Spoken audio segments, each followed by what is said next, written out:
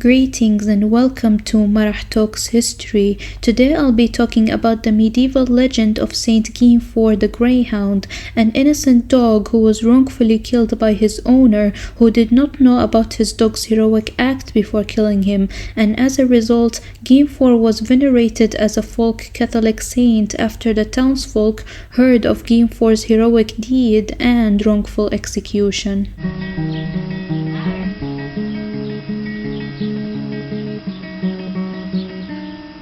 The legend takes place near the town of Châtillon-sur-Chalaronne in Lyon, France, around the 12th or 13th century. There was a knight who one day left his castle and went on a hunting trip, leaving his infant son in the care of his greyhound Guinefort. When he returned from his hunt, the knight found the nursery absolutely destroyed, with spilled blood all over the floor and the cradle knocked over, with his infant son nowhere to be found. He was then greeted by his dog, who was happy to see his owner. After seeing Guinefort with a bloody jaw, the knight believed that Guinefort had devoured his son. Enraged and upset, the knight drew his sword and killed his dog. After Guinefort was killed, the knight heard a child crying, and after turning over the cradle, he found his son safe and sound, with no injuries, and next to him a dead viper, bloody and torn to bits. It was at this moment the knight realized that Guinefort had risked his life protecting the baby from a venomous snake. After realizing his mistake, the owner buried his dog by dropping him down a well, and in honor of his loyal companion, piled stones on top of the well and planted trees nearby as memorial. Legend holds that God avenged the dog's death by destroying the knight's castle the very next day. Upon learning of the dog's wrongful execution and his selfless act of saving the child and protecting it from the venomous snake, the locals honored Guinefort as a martyr by venerating him as a saint and began using the well which he was buried in as a shrine in quest of help for their children's sickness and protection. The oldest and primary record of the legend of Saint Guinefort was described in 1261 by the Dominican friar Stephen of Bourbon in his book titled De Superstitious, who upon visiting domes in the diocese of Lyon in 1250 found women who were venerating Saint Guinefort as a healer of children.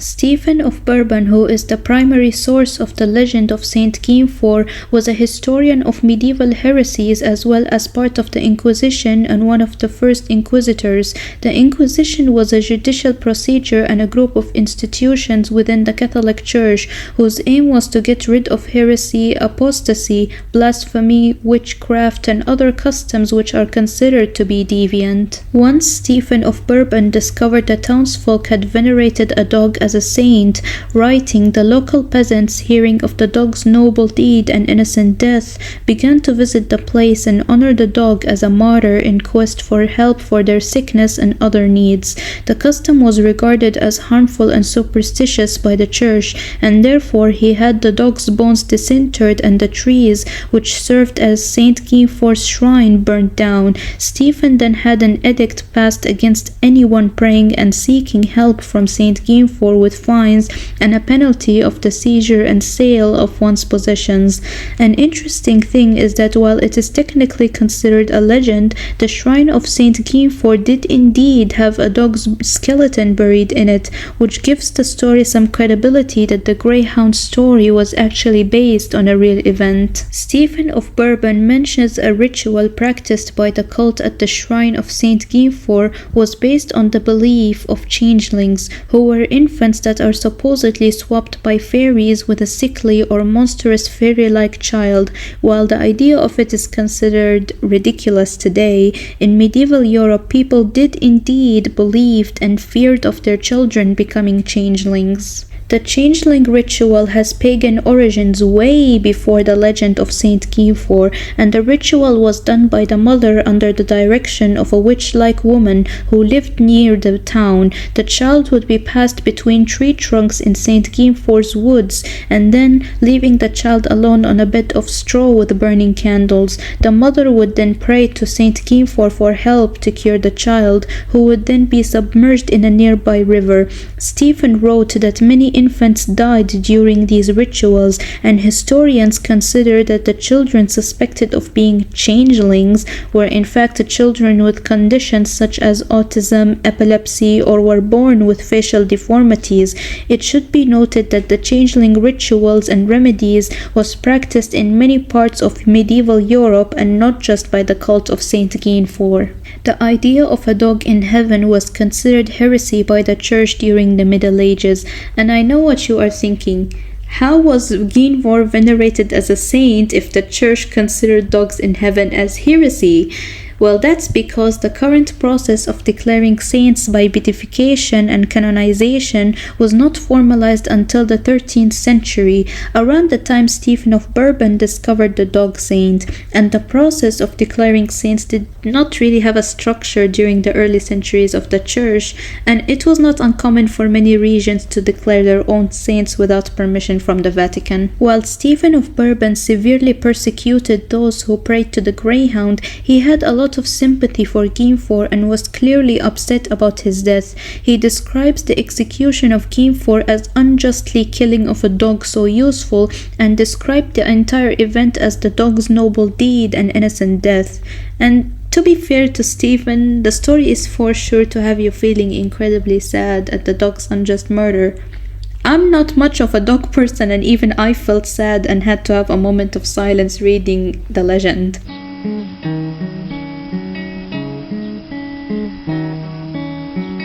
Despite the risk of fines and seizure of their possessions, the followers of Saint Guinefort were extremely devoted, and their loyalty and love for the greyhound was so great that they developed a simple healing rite, which was knotting 2 tree branches together in Saint Guinefort's woods as a symbolic binding of a child's ailment. In 1826, a curé from Châtillon-sur-Chalaronne, the town which the legend originated from, briefly mentioned in a letter to a bishop that people had been visiting the woods and knotting 3 branches there in honor of Saint Guinefort to cure a fever for a really long time, but didn't know more about the subject. Around 1879, a folklorist named Veneration conducted a research on Saint Guinefort in that region. He discovered thousands of knotted tree branches in the woods, and while interviewing the locals, they all confirmed that Guinefort was indeed a dog, and that the greyhound got his name because he constantly wagged his tail,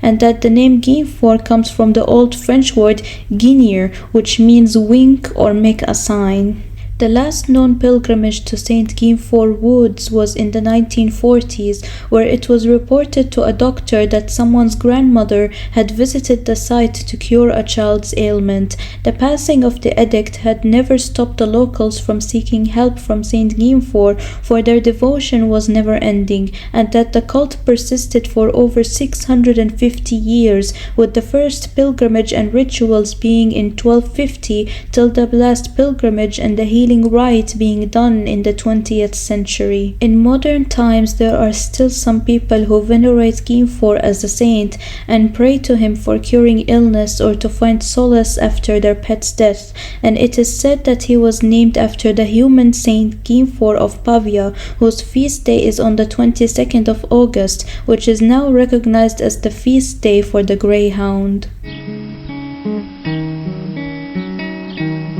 The motif of the faithful hound is found all over the world, with many stories being similar to that of the French legend of Saint Guinefort, the most well-known ones being the Welsh legend of Gellert, which is similar to Guinefort's but differs slightly, most notably that Gellert protects the infant son from a wolf rather than a viper, and the Indian legend of the Brahim and the mongoose, which differs a lot from Guinefort and Gellert in that the loyal companion in question